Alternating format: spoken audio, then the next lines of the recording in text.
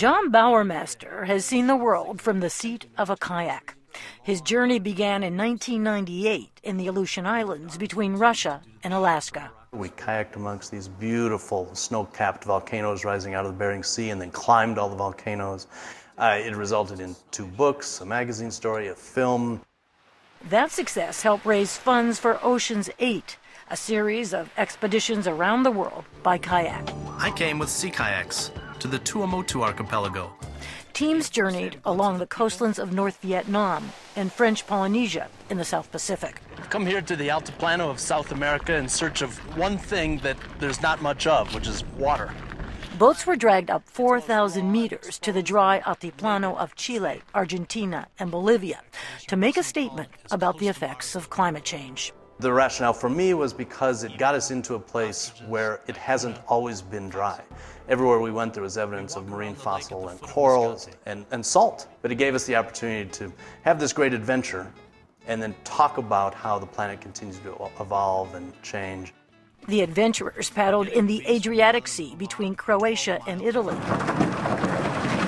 and spent several months in Antarctica near the South Pole. Bauermeister says everywhere they went, they faced the same 3 environmental problems. Overfishing, climate change, which can be both sea levels rising, but also the impact of more storms, more frequent storms, and pollution, particularly plastic pollution. We've turned a corner and are now headed up the east side of Tasmania. The Australian island of Tasmania, with its policy of limiting fishing licenses, stood out as a model for sustainable fisheries. But Bauermeister says laws are only good if they're enforced. The kayakers learned this firsthand during their circumnavigation of Luango National Park in the West African nation of Gabon.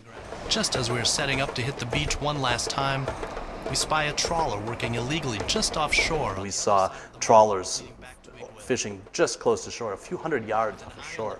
Very illegal. In one case, we called the officials in Libreville, the capital of Gabon, to report to this trawler, and they asked us the name of the boat, and they said, oh, well, probably should ignore that one. That one's owned by the wife of the president. Ocean's 8 has produced newspaper and magazine articles, books, and films. Bauermeister hopes the information will engage the imagination and help to promote actions to protect the planet.